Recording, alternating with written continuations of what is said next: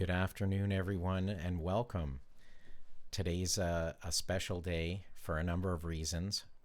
Of course, number one is I have a great guest. I have Dale Roberts joining us today to talk about our 2,000 subscriber milestones. Welcome, Dale. Hey, how's it going, Gord? It's good to be on here. Awesome. And I'm not quite at our 2,000 subscriber milestone, but I think before the show I checked, I'm at 1927, which is I'm like super excited and very happy. And Dale's well over the 2,000 hump now. He's at 2281. Congratulations, Dale. And that's just amazing, amazing performance. And we're gonna dig into a lot about your journey because Mhm. we last did one of these on the 1,000 subscriber level, Yeah. and it wasn't that long ago for you, was it? Yeah, it was really, I'm at a loss for words because it's incredible, the explosive growth. And those of you that are actually watching, and if you're ever like in question on whether like you're on the fence about working with Gord Isman in some capacity, whether it's coaching, consulting, or even having him put together some stellar packages, stop waiting. If there's anybody that's a poster child for success from Gord Eisman's consulting, that would be me. Now, if you're unimpressed by my stuff, then maybe not go after Gord. But but Gord's done a stellar job, and I do attribute a lot of this to you because I wasn't even at, I mean, what, 300 subscribers when you and I first started talking? Yeah, in fact, you were much lower, and you soared up to Yeah. 400 after we started doing some stuff together to help Mhm. get your channel going and tune your stuff in your video setup and your recording. And I remember how you had a totally different kind of set to get going, and you were more constrained in your stuff. And now look at you, you got the LED lights, a monitor back there, a whole set design, and so much has evolved and it's not a long time, right? Yeah. Yeah. Y- And oh, you forgot to mention I've got a hairstylist, makeup artist, hairstylist. Yeah. yeah, I got you it can nice and prepare you buff. prepare for the show quicker than anybody with hair. Oh yeah, yeah. Actually, all joking aside, yeah, it's really has scaled up since day one because before I was just recording on a PC and kind of using like I think it might have been like Screencast-O-Matic. I had zero personality to my videos, and then I took that drastic turn, and that's when you started seeing me the comedy type stuff where I was doing a bunch of gags and it was definitely bringing in the subscribers, but not the result I wanted. Yeah, I know what you mean, and what's amazing is you changed things a number of times in your evolution, and that's part of what I wanted to talk about. And we've so before I dive there, how long did it take for you to go from 1,000 to 2,000 subs? Oh my goodness. Go figure. I've already closed out the window. I had it's, let me get you exact dates because I sent this to you in our communication just earlier. Which by the way, anybody who's watching this, and if you're ever catching a live stream with Gord, there's a lot of work put into this. So this poor guy has been trying to really pour his heart into this live stream. So make sure that you're hitting that thumbs up because gosh, the guy's worked for it. But in any event, my first video was published on March 20th, 2016. And when I actually broke the 1,000 subscriber mark, it was September 26th, 2017. And I think it was over a course of like, what was it, like a few months that I saw that explosive growth. And that was because of the daily challenge that I was putting myself through. Right. I know, and what's interesting is we talked about this in one of our last discussions that you actually um, stopped you stopped doing your contiguous days. You had first said, I'm going to do a video every day till I reach 2,000 subscribers.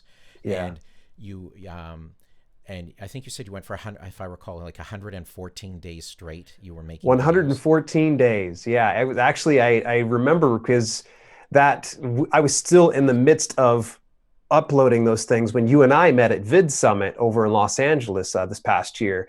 And I'd already had it booked all the way through the Tuesday following our time there in Los Angeles because I wanted to make sure that when I was getting back, I didn't have to worry about uploading.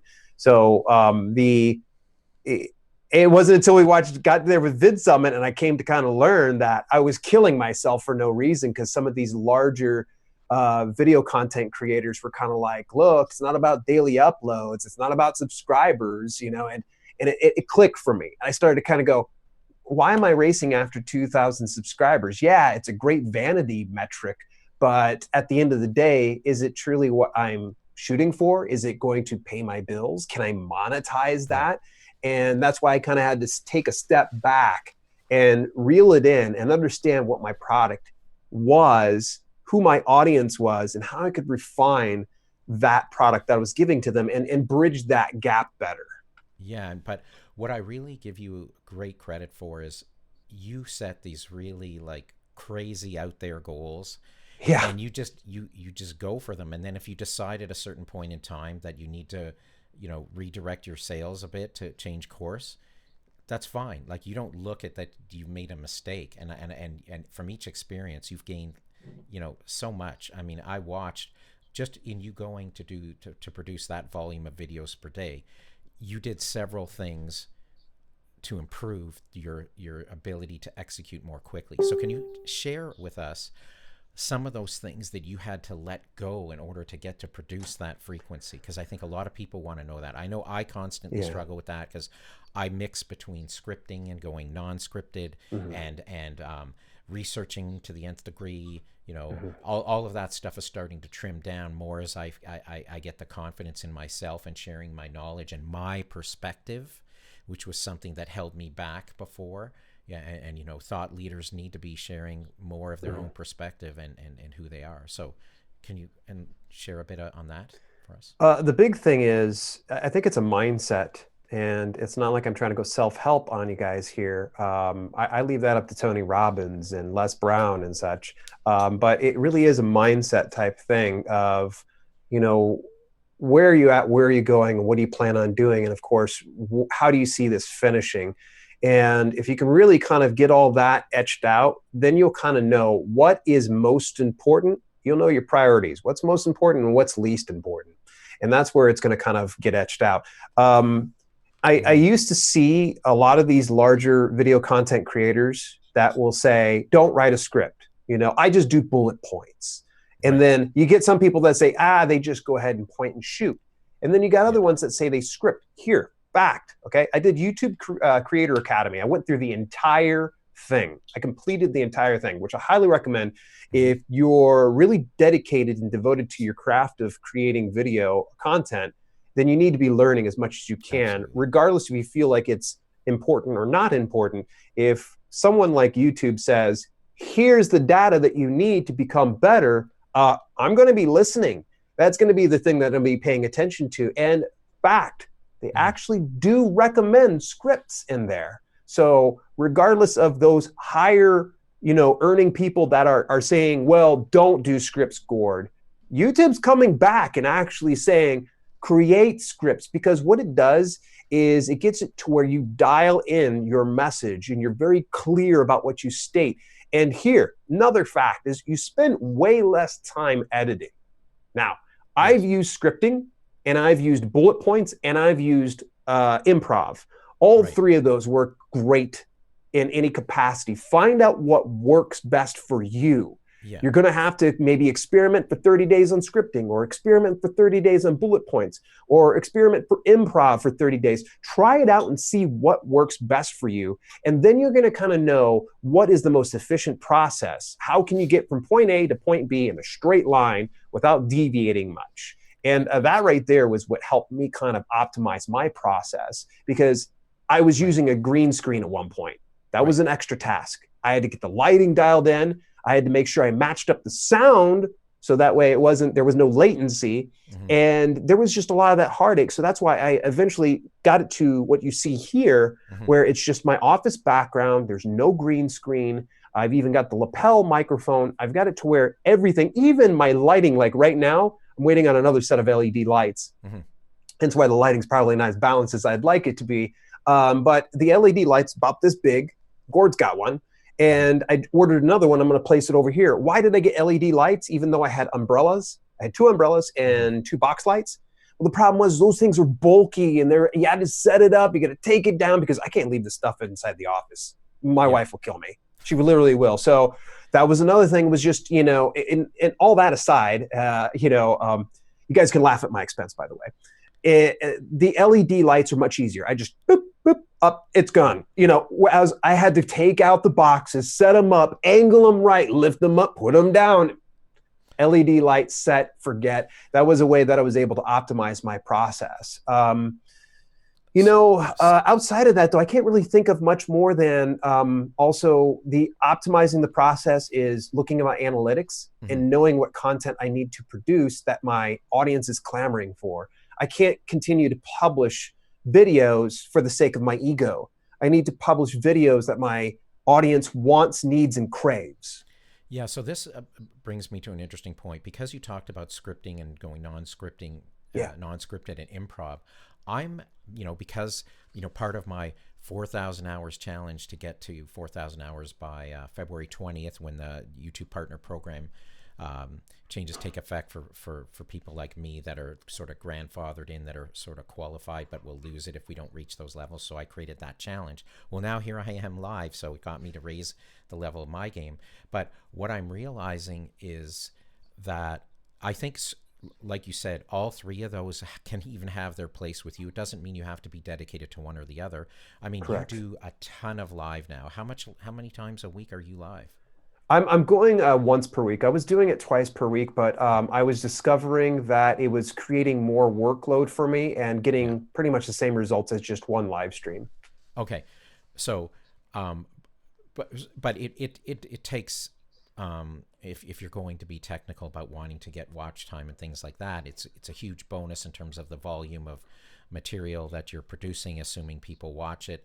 But the preparation work is not as extensive to do that as it is to do a scripted video. And I agree with you. The whole idea of, when I believe that I've been working to create for the most part, an evergreen library. So I generally like to script, but now, where I used to totally script out my tutorials to the degree that it's like a choreographed play. It was just too crazy. Right. And now I realize that if I allow myself more, I work out the example, what I'm going to do, everything, the messaging I want to get across, I give it as bullet point outline to myself, and then I freewheel, and it just comes across a little more natural and a little more, I think, effective and consumable. Whereas the other way I was doing it, it was almost like every word was like, budgeted to perfection. And I'm saying ums and ahs and likes and things now going live, and I know. Because I am such a perfectionist, I know it's going to take time for me to improve, see myself. It's okay to pause. I don't need to fill the air with filler words, and I'll learn. So letting go and seeing how I can perform in the different methods has been an interesting experience for me. And I'm just starting now on the live, and I love watching you, because you also go live, and you've now introduced Kelly, your wife, to the live broadcast. Yeah. So how did that evolve in your show that you decided to bring her on as an example? Because you experiment and do all kinds of things. So that's why I was curious to know how you got to there. Yeah, a cute little wife equals ratings. I discovered it early on in my live streaming when I was just kind of still, experimenting with my positioning for the camera and how I was doing it. And I was kind of doing like an improv style live streaming. And we can come double back around, because there is a certain level of scripting that we do in our live broadcasts. It's a balance of bullet points and improv. But any event, I was doing a solo one once. And as you know, I'll share with the viewers here, this is an office. This is our second bedroom, and we essentially converted it into an office, and Kelly has her desk, which is exactly like mine, right here. In fact, you can probably hear her tip-tapping away because she's working. This is where we work, and we try to get things done and work together. Well, I was on a particular live broadcast, and sometimes you'll see, even in like old interviews, you'll see her in and out of the frame in the background. That's why I remember sometimes seeing her ponytail when she would out in the corner. Yeah, you can see her. Yeah, she was like she was the special guest in every single one of them. And so I was doing a live stream, and it was probably one of my, first few, I'd say 4 or 5. And she walks in the frame, and somebody asked a question in the live chat, which, by Yeah. the way, anybody who's watching this right now, please fire off your questions. Yeah. We love to hear your Absolutely. comments. Just tell us, what you think about live streaming. Any event, Kelly's a pro at self-publishing. So I said, you know what? Well, I don't get my wife to answer that. So she comes on over, and she's a ham for the cam. She likes to interact with everybody. And Yeah. she answered the question or whatnot. And my chat exploded. It just like went crazy. We're talking, I couldn't keep up with it. It was firing off so fast. And it wasn't like there was that many people, I'd say 20-ish people that were inside, Right. concurrent viewers at that particular time. But they were rapid fire, hi, asking questions. Well, as soon as she was done answering her questions, she left the room. They, of course, could see the door behind me, and they see her leave, and they're bye. They completely disconnected with whatever I was saying. Because they were, oh, wow, you have a wife. And a lot of people were kind of used to seeing me. So I think that people kind of like that realistic element, that portion of my life that people can kind of see, that slice of my life. And on top of that, she's also another very credible person within the self-publishing industry who really is just, she does tenfold what I do in the business. So I was like, hey, do you mind joining me for these live streams?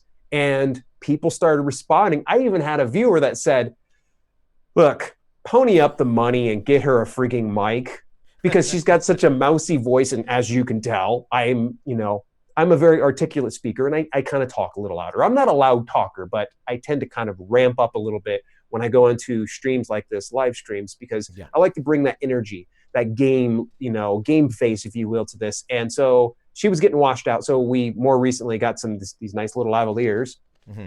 We got her dialed in on my mixer here, and people are starting to hear it better. And that was a great indication. And now I'm starting to receive emails for Kelly. So Well, that's awesome. I mean, yeah, I call it, you're going with the flow, and you're learning you're learning from what the people have to say and what they want, and their feedback is everything. It's just like now that I'm actually participating on live, I'm going to get to experience and learn more. And, Michael, who's quite active here in the chat as an example, he's full of energy. I can't wait to introduce you to Michael. He's the gentleman that helped me get all the stuff sorted out with the OBS, and it's working today. And I'm like really happy about that. And thank you again, Michael, for your hard work and coaching me there. And it's I just think it's amazing how you're able to adapt. And one of those other areas of adaptation I thought about, because we've always talked about quality versus quantity.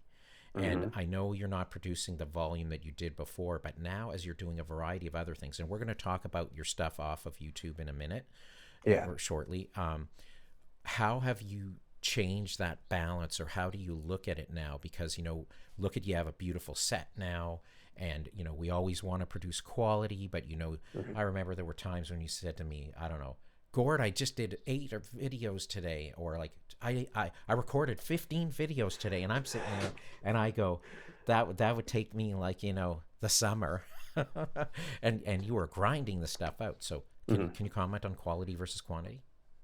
Well, when it comes to how I'm able to do the workflow, a lot of people need to know that you need to work at the pace that you're realistically able to do yourself. Don't look at say a Dale and say, oh, well, I'm going to crank out 15, 24 videos. I think the most I did one time was 32 videos in an evening. It might have been more than that. And it was for my more recent publishing course. And Right. I'll tell you, it's exhausting though, because each one of those take roughly about 5 to 15 minutes for me to produce. Yeah. And so I'm in here in this office cranking out video after video after video after video. So by the time I'm done, I'm exhausted. Like, I'm sweating. I'm still at the same energy level that I'm giving you guys right now. So you can only imagine. So just do what you're capable of doing. I wanted to address that first. What was the original question though? Oh, quality The versus quantity quantity. versus quantity. Yeah. Okay. Quality versus quantity. Yeah, it's crazy that I am producing probably about 1 to 2 videos per week. Actually, I'm down to 1 video over the last couple of weeks. And that's just the live streaming video. And now more than ever, I've got those green up arrows in the YouTube Studio app here. And that's indicating that I'm seeing more and more subscribers than ever. and it's averaging out right about 13 subscribers per day right now So that I'm this is getting. very interesting because I had, starting late November, my channel started to move quite nicely. And for Hmm. November and December, I was only executing on one upload a week, but my Hmm. channel started to take off. And then after Yeah. learning from trying to look at the data and look out, I noticed that there are places now outside that are referring to my channel as a great resource for things like Camtasia videos and learning about, a small YouTuber advice on YouTube and things of that nature.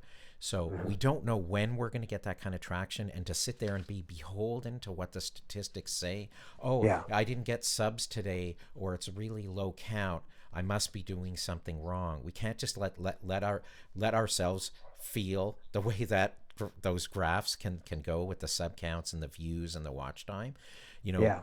we have to worry more about putting out quality stuff, and in your case, in my case, nice evergreen quality content that Hmm. brings great value to people, right? And that's why I asked the Yeah. quality versus quantity thing to you. Yeah. Yeah, if you enjoy putting out a bunch of videos, then by all means go for it. But if you're just producing and uploading videos for the sake of doing quantity, you're going to burn yourself out. I can say for a fact in that 114 days, there were some videos that didn't do worth a darn. Like most of my videos, I can typically put out a video and I'll have about 100 to 200 views overnight. Wow. And that's fair. It's Yeah, not like a heavy hitter by any stretch, but that's you heavy know hitting for me. yeah. So at any rate, during that 114-day stretch, I did a lot of just busy work. And just because you're working doesn't mean that you're accomplishing anything. Right, right. So I think if you're going to plan something like doing quantity, you need to, first of all, get to know your audience and what they come to expect and crave, and then try to scale it. And don't just go completely into the deep end of the pool without knowing how to first swim. Yeah. So if you haven't been able to consistently upload 2 videos, 3 videos, 4 videos, even 1 video per week, Hmm. then don't think about doing daily content because Yeah. it's not for you. I think Um, it's so easy to be pressured. I mhm. apologize. I think I cut you off. You should You're finish good. your point. Okay.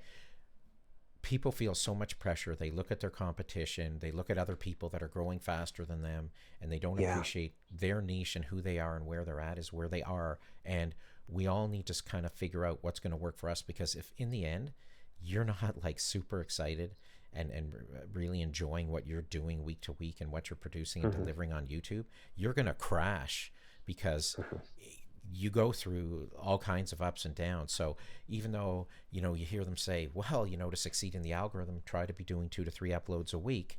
And, I myself am trying to increase my content load by doing the very thing I'm doing right here. I wasn't overcoming my sort of limitation thinking about going live and experiencing something that I wanted to, like this. And, I'm doing it now. So I'm just saying that, we have to figure out things out for ourselves. And now that I'm starting to do lives and getting more of a feel for it, I'm enjoying it much more. It's not Yeah. what was built up in my head to try and execute. And it's a self-discovery process. That's what I love so much about this YouTube journey. Hmm. I don't know if you feel the same way. Did you learn some like stuff about yourself that you didn't think? Well, obviously, a year ago, year and a half ago, you didn't know you'd be here right now, what you're doing and how you're firing, right? Yeah, it is a lot of self-discovery, and it's that willingness to be self-aware and adjust the things that are your weaknesses and play into those strengths that you have and try to build on all of those together to really, that whole self-discovery and journey.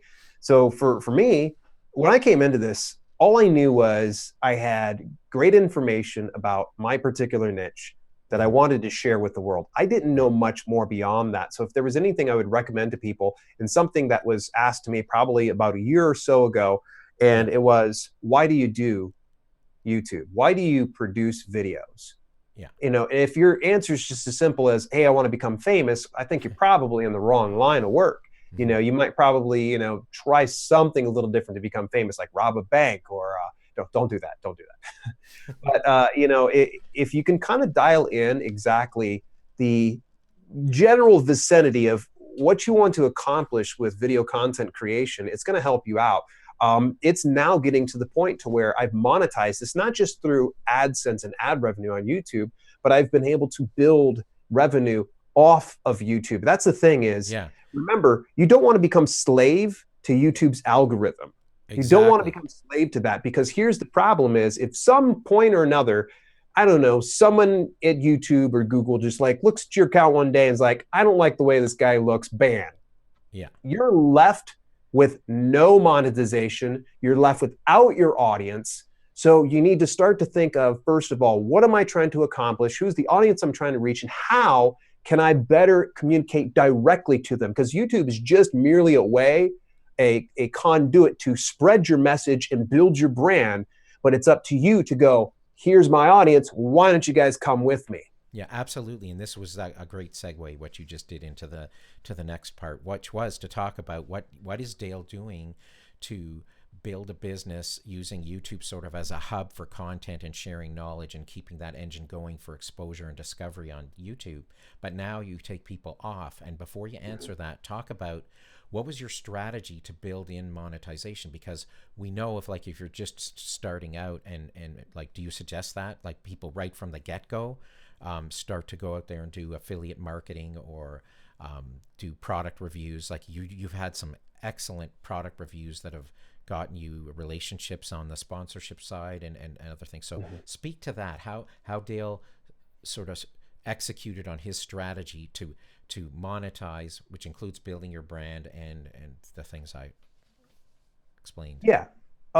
So the one thing I would say is done is better than perfect. So rather than worrying about affiliate marketing and trying to make money on it, the one thing I would say is try to perfect your craft of creating video content that your viewers want to see. You're going to need to build that relationship before they can even know, like, and trust you enough to look at links, to say, okay, here's a book that I have today. You should go check it out in the links down below. It's an affiliate link. I get a small kickback. I did it pretty early on in the process back in 2016 to where I was, reviewing products. And but the thing is, it was through these small affiliates. So I was getting like 4 or 5 cents per purchase. So it was ridiculous. And, if you're going to be stacking pennies, just go ahead and pick up a day job at this point, because you're going to make better money in the long term. So to me, I think the priority for anybody that's creating video content is don't be stacking the pennies. Try to build valuable relationships and build the know, like, and trust factor with your audience before you start to, dispense, advice. One of the best ways that I've discovered when it comes to affiliate marketing, and I'm going to give big props out there to one of my favorite guys out there, Dan Brock, the Deadbeat Affiliate. I picked up his course, by the way. I'm not getting paid to say this. It's a wonderful course, the Deadbeat University. That's a monthly program, monthly coaching program. And he also had Deadbeat Super Affiliate, which is, a great program. It's relatively inexpensive. That's where I kind of understood a little bit more of the art of communicating an affiliate product without being slimy or salesy or feeling like you got to go take a bleach bath after you're done doing your video. And the thing that I kind of learned from him was review products that you enjoy. So for instance, my big hit I'd have to look it up right now. My big hit is, let's get some live statistics. What do you guys say? Grammarly, isn't it? Yeah, it's my Grammarly video. And the Grammarly video it took off like a freight train. It was published on June. Bear with me. I'm going to give you exact data here. Most viewed. It's my most viewed video, just to notice. Okay, it's had 25,124 views since it was about June-ish that I think I had this published on. It has quite a few likes, 119 likes, 57 dislikes, and about 58 comments. On average, I get an estimated revenue right now for this month alone is $52.29 in ad revenue from AdSense alone. Bear in mind that from that one video, from 1 month, I'm averaging right about $50 per month just in the ad revenue from this one. And the funny thing is, somebody commented on the video. They're like, I just watched a Grammarly review video that had a Grammarly ad before it. The pre-roll ad was by Grammarly. There you go. You're their number one. Well, the funny thing is actually, and I'll go ahead and share this. I'm reaching out to brands in sponsorship deals, and Grammarly is one of them that I reach out to. I'm like, okay, look, I see you pre-rolled adding my stuff. I think that there's a relationship we can kind of break ground with and talk about, beyond affiliate marketing. But I don't want to go too far down this path. So it was a product review. I shared pros and cons of this particular thing. Yes. I just created a script. I kind of showed what I felt was great about it and some things that were not so great about it. I shared the freemium model and the premium model. And here's the beauty of it. If someone clicked my affiliate link and they got the freemium model, I got 20 cents. Okay, not bad. We're kind of stacking pennies on that one. But here's the beauty of it. If somebody got the premium model, I get kicked back about $20. Bearing in mind that an annual membership runs, if you get some coupons and things like that, it's like $70. And the without discounts, it's $120. So Grammarly rewards me pretty well. Now, that's just my best case scenario. Sure. If we were to look at another product I reviewed, like say, for instance, AppSumo, I probably get $5 to $10 in ad revenue on YouTube on that particular video. It's really highly sought after on YouTube and Google. And I probably from that one get $16 in affiliates per month on a best case scenario. I think maybe I did 60 one month because they had a killer deal. Yeah, but I think what you're showing, a great example of the potential for people to branch into things, and you love those products like you said, and I think that was a very important point. It's the same thing with me. I mean, products that I either use or that I love, and I go, you know what, I can explain this in the Gord way that my audience enjoys and share with them a tool that can help them increase their productivity or be more successful in their business. And so I think that's a great way to do it. So you've mentioned that you're seeking some sponsorships now. So and before plug. you answer, sorry, plug. Give me a shout out, everybody. Plug. What I'm curious, what I was curious to know. Well, sorry, to comment. I'm going to comment on. I liked the fact that you said you need to build your know, like, and trust factor first, and I think that's so important. And that's why for me, I'm only recently starting to do things like that. For certain kinds of affiliate promotions, and I used the ability to link out in YouTube through descriptions and end screens and cards to promote my own ebook. And now I do downloads for certain tutorials that I do in Camtasia as an example. So I didn't do that right away. It took quite a while before I decided that I wanted to start to do that, because in order to grow outside, you need to start to build an email list and a way to start to connect with them, and it's not just an email list. You're doing other things now. So can you share with us some of those other things as well? The other things, well, when it comes to the sponsorships and brand deals, I discovered through, and this is great. Gosh, Daryl Eves is probably going to love this particular video here, because I'm going to bring up VidSummit again. And one of the things was, I can't remember who it was. It might have been Gary Vaynerchuk that said this, or maybe it was Sean Duras. Either way, at VidSummit, someone said essentially, don't be afraid to approach brand deals, even if you're rejected, because worst case scenario, you're rejected. Best case scenario, you strike a deal. So I'm reaching out to brands that align with mine. So for instance, I'll go ahead and mention that I actually had a conference call with a gentleman through another grammar checker that's called White Smoke. And I like White Smoke. It's pretty good. I've had it actually for a while, and I was able to play around with it. So I sat down and talked with him. And it wasn't so much what kind of money can you give me, White Smoke? It was more of a standpoint of, when I approached them, what can I bring to the table for them? What can I do for them to elevate the name of their product, of their brand? And that's pretty much what I've been doing as far as reaching out brand deals. And it's starting to take on a life of its own. You're going to love this one. Gord, this is a first for you, buddy. Are you ready for this? I'm all ears. Buckle up for this one. I'm all ears. Okay, so have you heard of the giveaway app called Gleam? Yes, I have. That's the one where you can sort of attach on social stuff and get people to take an action in order to qualify to participate in whatever your giveaway is.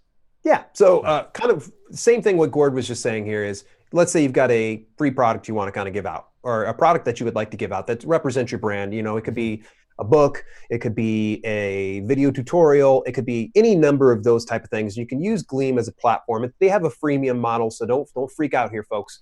And essentially, in order for your people to enter into it, Yeah. they have to do some kind of a social thing, be it retweet something, follow Right. me on Twitter, subscribe to my email list, check out my website. And every time you can just do all these different social engagements, Yes. they get a certain number of entries. And you can actually determine how many entries they get based on that. So, of course, if you feel it's more valuable for them to follow you on Twitter, you give them like 10 entries. Yeah. If you feel it's really valuable for them to share it with a friend and they sign up, they get an additional 100 entries. You know, I'm just throwing out some Yeah. random thing. So I got to talking to one of my sponsors. Actually, it was our very first sponsor, um, Book Doggy. And Hmm. Book Doggy is an ebook promotional service. And I met him through an interview with Martin Crosby, is the gentleman's name. And it works really perfect for my brand. And he was our very first sponsor. It was an easy way to kind of strike things up. And he and I got to chatting.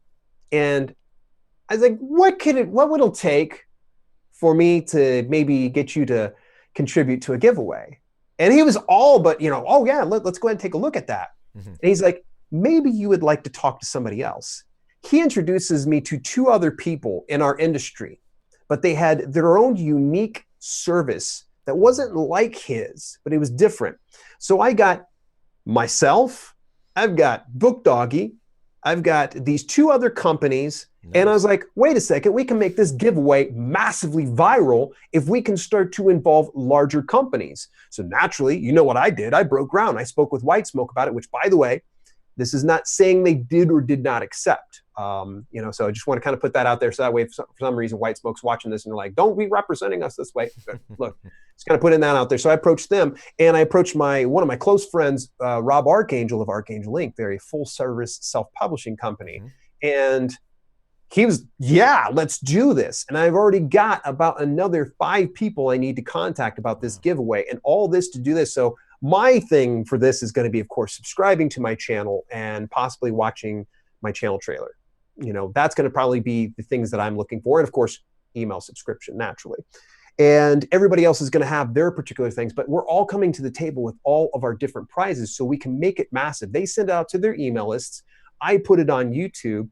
They put it over on their website. We do it over through social media. And then we start to rely on our fan base to share this giveaway, which Yeah. the rising tide raises all boats and brings everybody Absolutely. up to the top. So this is the first I've told you this, Gord. Yeah, Yeah. no, So I've watched the concept executed by people like Gary V and Peter McKinnon, who does amazing photography and Adobe Premiere tutorials and other stuff, and to me it's like it's gamifying engagement is what it is to a degree mm-hmm. with a giveaway, right? Yeah. And Yep. I think it's really cool, and I believe it's like some kind of a monthly service, right? To use that kind of app You in can what you're use doing. you can get the freemium model, and they give quite a bit away with that freemium model. And there are certain things you can't access, but for the most part, if you're cash strapped and you're just looking to kind of test out something, I'd highly recommend taking a look into that freemium model. Or you can even look at something like a raffle copter. But the giveaway, the whole purpose was to collaborate with other people, Yeah, because doing it alone is great, but when you can work with a team of people with everybody's absolutely. best interests at heart, that's great. And so now I'm going to be having this massive giveaway I'm going to launch next week live on my Thursday live stream. And my viewers are going to be like, oh my, they're going to lose their minds, because it's literally thousands of dollars in products that are just being given away. And just a simple thing of just, engagement Well, I'm is looking creating forward to engagement. see that. That sounds really, really, really Yeah. cool. So that's Yeah. that's where I'm kind of looking at, where it comes to the sponsorships and brand deals. And of course, collaborations are huge. I think, how many times, people, hit that thumbs up and leave a comment. How many times have you seen this ugly mug on Gord Isman's channel? Well, I love the fact that we're sharing our journey as we go at different milestone points, because we're kind of like not that far apart in terms of statistical numbers, but in other ways you're much farther down the road in terms of how you're building your business, and that's why it's so cool. and Michael Daniels here mentioned in the chat, and he a little earlier on, and he's so right. Just the awesome people we get to meet by bringing ourselves out here and connecting with the people, to me, is something that's so richly rewarding that often it's not mentioned about just the incredible people we get to meet from around the world. Yeah. I as a result of my 4,000 hour challenge, I've had some people in Norway and Denmark and other places reaching out to me, wanting to help me, and I can reciprocate and do some interesting stuff for them. And I'm realizing, wow, my real mission is to be able to teach and help people, and survive and make a living and be able to support what I'm doing. But wow, what I can do in a bigger sense is huge through this platform, and that is what really keeps my flame lit nicely and going. And that's why it's great for us to be able to do these check marks along the way.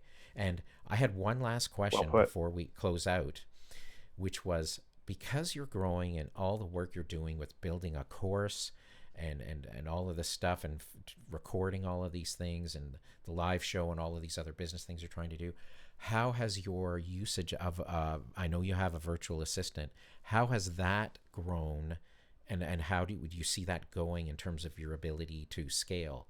And so we're kind of looking at what's going down the road now for Dale with some of his vision for scaling, and how he's going to do that with resources. All right. I'm slightly insane here, folks. And we went from talking about quality and quantity for the past 2 months now. Right. I have been executing on a plan that has been in the works for 6 months. Wow. But in the same time, since the beginning of the year, I had a plan, since this big project is going to be finished up, which is essentially my course, my course content and my coaching program. Right. It's going to be launching in March. Okay. Right. That means I'm a little bit more freed up. So starting in January, I was like, what am I going to do with YouTube? Because I love it. It's a lot of fun. I do get to meet some great people. Man, I wish I could name drop everybody, but I'd be doing a great disservice to some people that are just fantastic people. But any event, my big plan was, what am I going to do to really establish myself as the go-to expert in my field? I want to get it to where people undoubtedly go and point and say, this guy knows everything about self-publishing.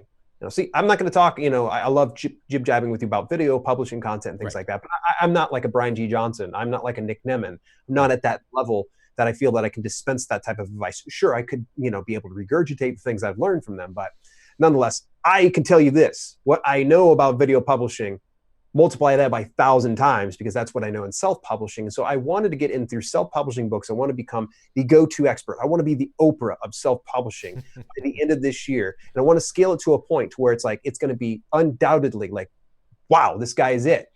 So any event coming March, I'm going to go crazy on this. And this is, I have an entire notebook full of ideas, and I'm starting to get them all organized. This is great. It's a mess. And all the ideas of all the things that work, I went into my analytics to see what's drawing the best, what isn't drawing the best. And then I'm starting to tweak each one of those models. Then I'm going back into previous catalog and going, okay, which ones work and how can I make those things better? Cool. Repurposing old content. So you ready for this? I'm going to be releasing, come March, twice daily content. Now, yeah. Twice Look, daily. Gord just literally, sorry guys, Gord needs to go change his pants. I think he just ended up pooping himself. Ago, it was once a week. I mean, a few minutes back. Because I've been focusing on my main project. And in the meantime, I'm formulating a game plan to where I'm going to do it. And a lot of people are going to go, twice daily, why? I literally have that much content. I have that much content and that much information that literally I'm going to try out twice daily for the month of March. If I can continue to go at that rate, then I will keep doing that. And here's the thing: what's the defined challenge, so that when we next meet, I know what I'm gonna see how it went? Because like the 1,000, to do a video every day till 2,000 subs. What's this one classified as? What do you call it? This one right now is called my shock and awe campaign. Okay. And I literally, it's kind of a way for me to challenge myself and also get it to where I've got more eyes coming out on the brand. I need to utilize YouTube strike while the iron's hot. And Right. I believe that some of the content that I have, like I've got a voraciously hungry audience. They want, Yeah. crave, and need the information I've been giving them, but I can't keep up with it. So I looked at old content. Mm-hmm. I have over 24 interviews alone that are published. Yeah. That's literally a day. You can sit down and watch the entire day and never get any sleep with all the interviews I've done in self-publishing. So I said to myself, okay, let's go back and look at some of these. They're half hour to an hour long a piece. And the thing is, not everybody's staying around to the end because they're interviews. So most times people are like, they're going to watch a little bit, maybe come back to it, or maybe they'll watch a little bit and go, I'm good. Either way, I said, how can I make this more digestible? How can I reward my interview guests, my experts for coming here? Because it's great that I give them one lane of exposure, but what if I can make 6 to 10? Yeah. So when you and I were at Vid Summit, we learned from Owen Hensaf, Owen Video, for those of you that are more familiar with. He was talking about some of his blog content, his video blog content, and breaking it up into bite-sized chunks. Boom, hit me. I was like, what if people can just get that one question, that one answer, and I can upload it like that? I can go back and repurpose old content this way. And now I'm sitting on 7 interviews with another 3 in the works this week that I'm going to do the same thing. So with that being said, best case scenario, I do 10 interview questions. I can break that up into 100 individual videos. Yeah, that's awesome. And if I could say, we actually did that for a few of our interviews that were an hour long. You did, yes. Gord's my inspiration. And I think what helps to make that work is the pre-work that you do. I mean, you need to have some free flow aspect to whatever the conversation is that you're doing live. Yeah. But if it has some structure and order, and you wanted to cover a certain set of things in there, if you execute well, you can make those snackable, bite-size video lengths so that people can come and watch whenever they want. Because you know what I'm finding? People tell me, you know what, your interviews with Dale or this or that, I can put that on and walk around and listen to that content. And if I want to play a playlist of a bunch of them, I can do it. So I believe there's a lot more to come as well in how we use playlists to manage and share and package this stuff, because people increasingly, they don't need to necessarily just be looking at the screen, because we're having a conversation, right? And we're covering a lot of useful information. But some people like to consume it. They're on a treadmill, or they're out walking, and they're not looking at a screen or down at their phone. And everybody has their own way of consuming. A lot of people that are even looking for just text that don't want sound, and they're on public transportation and they still want to consume. So there's so many ways we can tweak or repurpose things. And that's what I'm hearing you saying. So that's very good. Like, I've thought about this. I've gone back and looked at some of my tutorials even, and I go, oh my God, this 12-minute tutorial, I could have done 4 videos, and someone doesn't have to come to consume the 15-minute version. They can get a quick tip series. Yeah.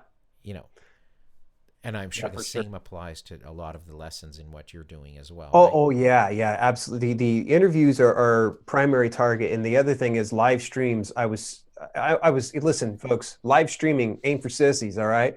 And if you use OBS, you're going to run into some issues, and especially if you're trying to run live streaming from a MacBook Pro. MacBook Pros are not meant and built for live streaming broadcasts on OBS.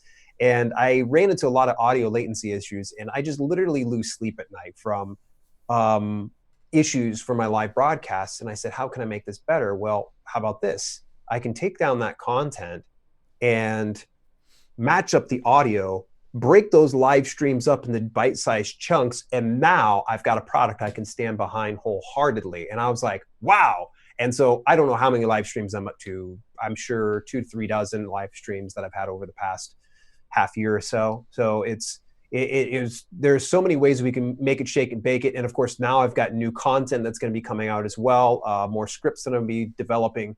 I've gotten it down to where I can really dial in my post-production for the pre-recorded things, and then live streaming, it's just planning those things out ahead of time. So is the message you've got from your audience, you said earlier, they're like insatiable. So it's like, you feel like the scope of your niche is just like sort of blown up or mushroomed up, that you can really go, in a lot of directions to just keep going because it's you they want to learn from, kind of thing. Yeah, that's what I think it comes down to is they liked what I've presented to them thus far. They love how succinct I am. Hmm. Even in like the live broadcasts, I was doing like 2 hour live streams, Hmm. but then I discovered that people were liking the half-hour ones better. There was Hmm. almost that sense of urgency of, oh, if I want to be there live, I better be there at X time because he starts right on the nose and he finishes right up. It was funny. I started to disconnect the other day, and a viewer was like, "Aren't we going to have a Q&A?" As I'm going hitting stop stream, I'm like, no, you had your opportunity during the live stream. I'm sorry, I've got other things to do, like publishing books. That's crazy. Yeah, I'm doing a channel on self-publishing books. I got to get off here and actually do that. Yeah, yeah. So yeah, it's knowing the audience and what they want and knowing how to build off of it and go back to the well. I think that with my experience in the publishing business and how I have noticed the parallel between producing videos, publishing videos, and publishing books are just identical. Hmm. And where I found my hit through publishing books, my original coach and mentor said to me, "Go back to the well on that, and keep going back to the well on that." He Yeah. was right. I just kept going back, and I just kept doing different ideas that would build off that idea, and it managed to make me a successful living. And I think now I just transferred this over into video content creation, Well, and that's that awesome. really has served me well. So, a few minutes back, I asked the question about how are you using the virtual assistant in what you're doing, and like how did that sort of start out, and how is it evolving? And given with all of this shock and awe stuff, can you sort of just explain how you started using a virtual assistant and how you see Mhm. that evolving? Because is Dale planning to scale at another level where he's going to Mhm. actually go to other resources? Like, are your ambitions to go, I want to go as big as I can go, and whatever Yeah. resources it's going to take, I'm just going to, be fiscally smart in how I manage the execution of that. Can you share with like sort of where you were and how you see that Yeah. ramping? Well, the virtual assistant was already in place for the publishing business. So she just started to kind of transition over. I've got her kind of on standby in the meantime. She's been busy with a lot of my viewers and projects with them. Mm-hmm. But most likely going into March and more into April, I'll be utilizing her in optimizing videos. Oh, nice. Of course, I'll get her trained up. She's a smart cookie. In any event, I'll get her probably optimizing the videos, website. She's always managed my website. She's helped out with email marketing as well. I Mm. find the things that she is better equipped to do, I try to empower her with those things. And the things that I feel I enjoy most Mm-hmm. and I don't want to part ways with, those are the things that I do. So, for instance, the video production, I might have to eventually hire out on that one. It was Yeah, something I was talking with Julie Broad from Book Launchers. She hires out for her video production. She just yeah, records it, sends it to them, and has them kind of handle things. sure. So, I think it'll eventually come to that point where I just want to kind of focus on.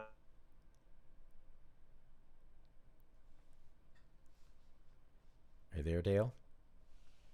I think we got a little hiccup. And my big goal, and I know I say don't get hung up on the metrics, but in the same instance, the vanity metrics are still nice. So my next big goal is going to be hitting 10,000 subscribers this year. Oh, wow, that's awesome.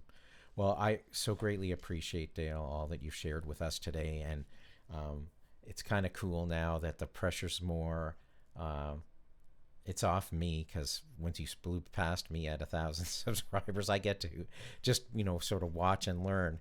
And, it's great to share our experiences as we go and help It each is other like awesome. we have been. And, as I said, the people side of things is what really brings me the most joy out of the whole experience. And Yeah. now working into the stage of being able to earn and do what you love is just like the ultimate in terms of dream. And a lot of people have this desire. And I'd like to say thank you again, Dale. And where can we all reach out to you? Is it just your website? Is everything accessible from there? And Yeah, everything's accessible from selfpublishingwithdale.com. And you can always just find me on YouTube. That's just look up Dale L. Roberts. You'll see my pretty little mug there with one of my signature t-shirts. Go buy it on Amazon.